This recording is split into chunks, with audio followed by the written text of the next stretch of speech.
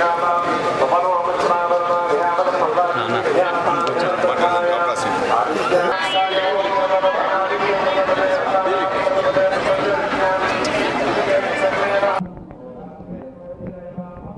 సంవత్సరం రాష్ట్రంలో ప్రజా పరిపాలన వచ్చింది.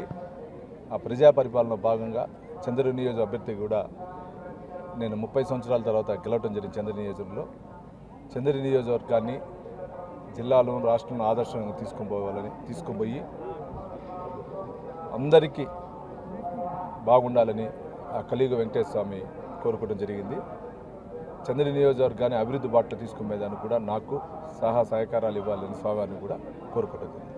5 ఏళ్ళ మీ కోరిక ఫలించింది, ఎలా ఉంది? 5 ఏళ్ళ తర్వాత వచ్చారు అంతే. 5 ఏళ్ళ తర్వాత స్వామివారి మొక్కుకొని వచ్చా, ఆ మొక్కుబడి తీర్చుకున్నా. కానీ నడవాలనుకున్నా అక్కడ కుదరలా, పొన్నుదండాలు పెట్టి తీసుకొచ్చింది. ఎనలేని తృప్తి, అనుభూతి.